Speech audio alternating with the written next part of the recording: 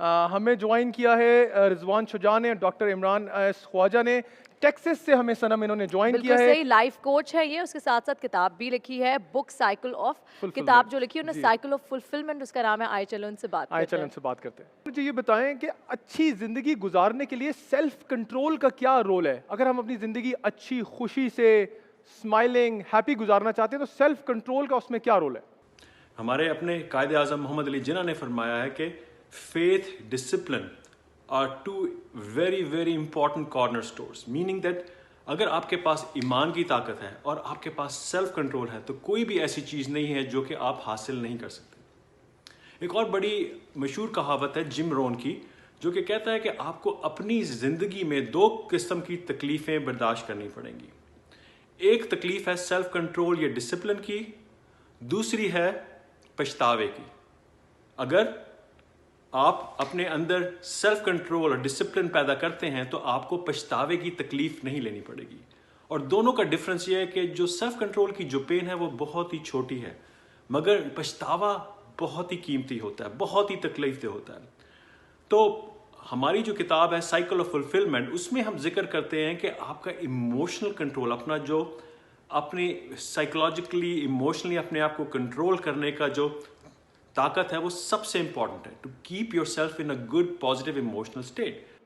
Thank you so much. اچھا میرا جو یہ سوال ہے، آج کل ہم لوگ اتنا یوٹیوب اور تمام گوگل سے بہت ساری چیزیں سیکھ رہے ہوتے ہیں، اور تھینکس ٹو دا ٹیکنالوجی کے بہت ساری چیزیں ہمیں فوراً سے ہمیں حاصل ہو جاتی ہے.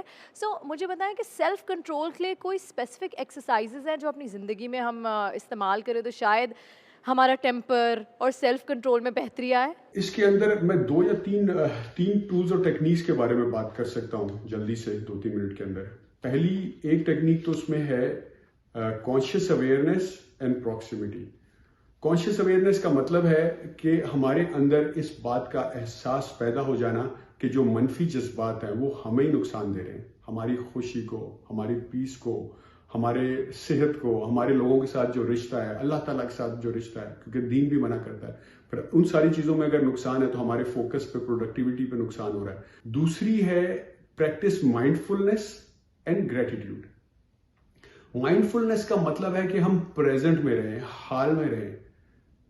پیسٹ یعنی ماضی کے بارے میں بہت زیادہ نہ سوچیں، کیونکہ جب بھی ہم زیادہ ماضی کے بارے میں سوچیں گے تو اس میں ریگریٹ ہوگا، ریمورس ہوگا، یعنی افسوس ہوگا کہ یار ہم نے کیوں غلط کیا، ہمیں کیوں وہ نقصان ہوا، میں نے ایسا کیوں کیا. تو اس کو پیچھے جا کے ہم فکس تو کر نہیں سکتے، ٹھیک ہے. اور اگر ہم فیوچر میں یعنی مستقبل میں زیادہ سوچیں گے تو ہم جتنے بھی محنتی ہیں، جتنے بھی سمجھدار ہیں، پھر بھی انسرٹنٹی تو ہے، کوئی گارنٹی تو ہے نہیں کہ جو ہم کر رہے ہیں وہ کامیاب ہو جائیں گے.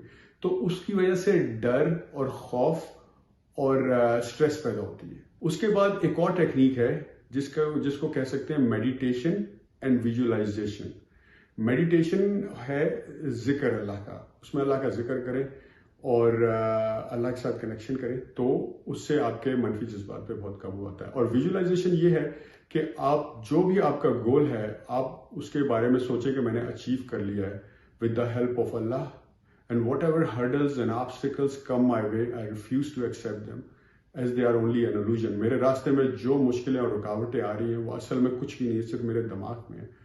تو کیونکہ اللہ کی مدد میرے ساتھ ہے، اس پہ بارے میں آپ سوچیں تو آپ کے اندر self confidence, self belief, self image اور فیتھ یعنی یقین کہ میرا جو بھی گول ہے وہ میں کر لوں گا، وہ پیدا ہو جاتا ہے.